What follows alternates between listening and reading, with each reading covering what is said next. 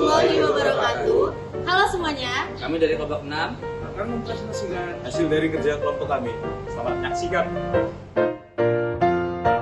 Sebelum masuk ke dalam materinya, alangkah lebih baik kita tahu terlebih dahulu tujuan pembelajarannya, yaitu Tujuan pembelajarannya yang pertama, memahami strategi rekrutmen dan retensi bakat, lalu mengenal pentingnya penempatan bakat yang tepat, lalu memahami cara untuk meningkatkan peluang dalam memilih CEO yang benar, dan mahasiswa diharapkan dapat menerapkan konsep serta teknik pemasaran untuk memahami kebutuhan dan keinginan bakat serta mengembangkan strategi komunikasi dan penawaran yang efektif.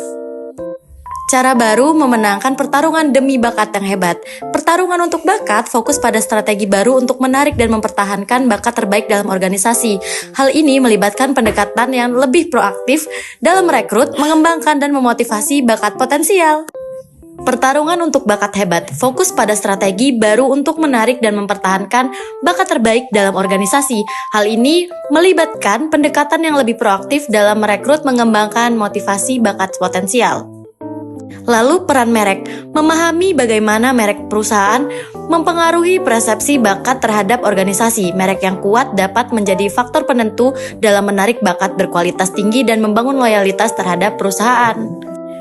Berpikir seperti pemasar, menerapkan pendekatan pemasaran dalam manajemen bakat untuk memahami kebutuhan dan keinginan bakat serta mengembangkan strategi untuk menarik mereka. Hal ini melibatkan segmentasi bakat, diferensiasi, penawaran, dan komunikasi yang efektif. Dengan demikian, pendekatan baru dalam manajemen talenta memperkuat hubungan antara kebutuhan organisasi dan aspirasi bakat, memanfaatkan kekuatan merek perusahaan, dan menerapkan konsep pemasaran untuk memenangkan pertarungan dalam merekrut dan mempertahankan bakat yang hebat. Selanjutnya ada mengidentifikasi segmen talenta dan person. Mencakup proses pengenalan dan penilaian individu berbakat, serta menyesuaikan strategi dengan pendekatan untuk setiap segmen. Hal ini melibatkan penggunaan metode, seperti tes psikometrik, wawancara, dan observasi untuk memahami kekuatan, kelemahan, minat, dan nilai individu. Dengan memahami karakteristik unik dari setiap segmen, organisasi dapat mengembangkan strategi yang lebih efektif dalam merekrut, mengelola, dan mengembangkan bakat, sehingga meningkatkan kinerja dan kepuasan individu serta keseluruhan organisasi. Kinerja manusia dapat dianggap sebagai produk dalam kemampuan atau bakat dan motivasi. Kemampuan atau bakat yaitu kemampuan atau bakat yang merujuk pada kualitas atau keterampilan yang dimiliki individu. Hal ini termasuk keterampilan teknis, pengetahuan, kecerdasan, dan potensi lain yang diperlukan untuk melakukan tugas atau pekerjaan dengan baik. Nah, kemampuan ini bisa bawaan genetik atau dikembangkan melalui pendidikan, pelatihan, dan pengalaman. Orang yang memiliki bakat yang sesuai dengan tugas atau pekerjaan tertentu cenderung memiliki kinerja yang lebih baik dalam konteks. Yang kedua ada motivasi. Motivasi merujuk pada dorongan internal atau eksternal yang mendorong individu untuk bertindak atau mencapai tujuan tertentu.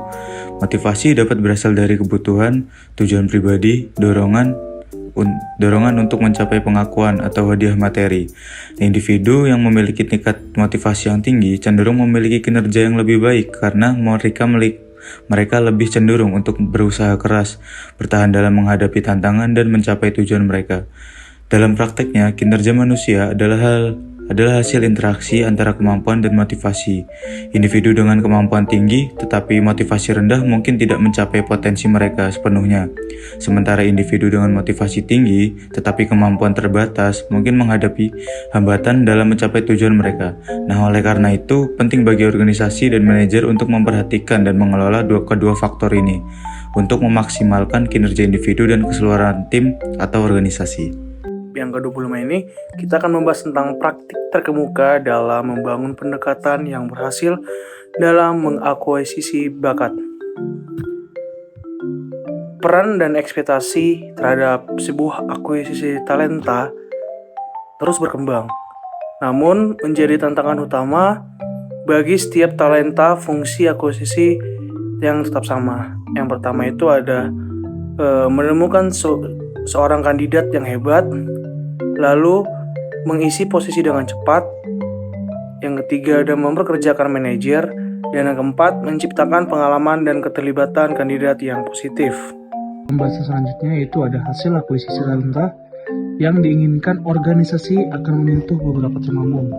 Yang pertama ada karyawan yang lebih cocok dan lebih produktif serta memiliki komitmen untuk bertahan dalam mempekerjakan lebih lama. Yang kedua, ada keterlibatan manajer perekrutan yang kuat. Lalu ada pengalaman kandidat yang positif dalam mempromosikan merek organisasi. Dan yang keempat, yaitu kemampuan untuk memenuhi tuntutan puncak perolehan talenta atau mengurangi biaya dan overhead selama periode perekrutan yang lebih lambat. Mampu meningkatkan dan menurunkan upaya perekrutan organisasi Anda secara efektif dan efisien. Memahami kebutuhan sumber daya dalam perekrutan organisasi di masa depan adalah praktik penting untuk fungsi akuisisi bakat yang efektif. Nah, sayangnya banyak sekali fungsi talent akuisisi yang tidak dapat beradaptasi atau fleksibel dalam kerja tim untuk memenuhi fluktuasi permintaan organisasi selama periode tertentu. Nah, fungsi dari talent akuisisi yang berhasil mampu melakukan pekerjaan yang lebih baik dalam menyediakan sumber daya bagi fungsi tersebut secara tepat terhadap perubahan permintaan perekrutan karena mereka secara proaktif berfokus pada kebutuhan masa depan organisasi mereka tersendiri. Nah, efektivitas dan manfaat sebenarnya dalam meningkatkan pencarian talenta yang lebih baik berasal dari dua bidang fokus utama. Yang pertama itu tepat waktu dan proaktif. Nah, pengadaan kandidat menambah kemampuan jalur kandidat yang memungkinkan tim akuisisi bakat menyediakan intelijen pasar dan bakat berkualitas segera setelah dibutuhkan. Nah, berikut ini tuh ada beberapa teknik nih yang biasa digunakan oleh sebuah organisasi terkemuka untuk mengumpulkan data perencanaan. Yang pertama ada proyeksi jumlah pegawai yang dianggarkan. Lalu yang kedua ada proyek dan inisiatif bisnis baru. Lalu ada data perekrutan historis dan referensi pasar kandidat eksternal. Nah, di sini ada permasalahan karyawan dan materi pemasaran. Itu ada 3. Yang pertama, program rujukan karyawan itu sering kali gagal dalam waktu 3 bulan setelah diluncurkan karena komunikasi dan perencanaan yang buruk. Lalu terus-menerus menyegarkan pesan program rujukan karyawan dengan rencana komunikasi yang berkelanjutan sepanjang tahun. Lalu, yang terakhir, ada manfaat alat dan aplikasi teknologi untuk menyiarkan peluang terbuka dan pesan branding perusahaan melalui platform media sosial karyawan Anda. Nah, kesimpulan dari bab 25 ini adalah memperkerjakan talent yang hebat adalah tujuan setiap organisasi. Setiap posisi yang terbuka dalam suatu organisasi merupakan peluang untuk meningkatkan kinerja peran tersebut. Semakin banyak organisasi perekrutan yang hebat akan berdampak positif terhadap keuntungan mereka dan membuat mereka jauh lebih sukses. Nah, akuisisi bakat perlu menjadi prioritas organisasi agar berhasil. Ini tidak boleh dipandang sebagai pengeluaran. Ini adalah fungsi penting yang memerlukan investasi dalam meningkatkan program dan praktik akuisisi talent yang memberikan keunggulan kompetitif bagi organisasi dalam merekrut talenta hebat. Rekrutmen telah mengalami perubahan yang signifikan dalam beberapa tahun terakhir. Meskipun beberapa kebiasaan buruk dari masa lalu masih bertahan, terdapat juga perkembangan positif yang patut dicatat.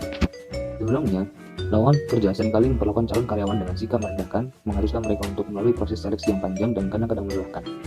Namun, dengan kemajuan teknologi digital dan munculnya media sosial, paradigma ini mulai bergeser.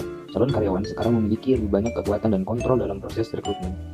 Mereka dapat dengan mudah mencari informasi tentang perusahaan dan budaya kerja melalui platform online, dan mereka juga dapat berinteraksi langsung dengan perusahaan melalui media sosial. Hal ini telah mengubah dinamika rekrutmen, di mana kini perusahaan harus lebih proaktif dalam menarik dan mempertahankan bakat-bakat terbaik. Meningkatkan peluang sukses dalam memilih CEO. CEO suatu perusahaan merupakan anggota organisasi dengan peringkat tertinggi. Tugas spesifik seorang CEO berbeda-beda di setiap organisasi, namun mereka biasanya bertanggung jawab untuk membuat keputusan di tingkat perusahaan mengenai arah, operasi, dan sumber daya bisnis.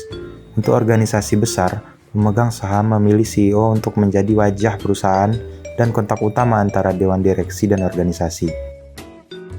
Langkah pertama dalam model Waltz menampilkan pembuatan profil kesuksesan CEO yang merinci. Adapun 4 dimensi utama yang diperlukan untuk sukses atau mengungguli persaingan, yakni pengalaman, kompetensi, sifat, dan pendorong. Tetapi juga memastikan bahwa masing-masing dimensi ini didefinisikan dan diperiksa dalam konteks strategi bisnis tertentu.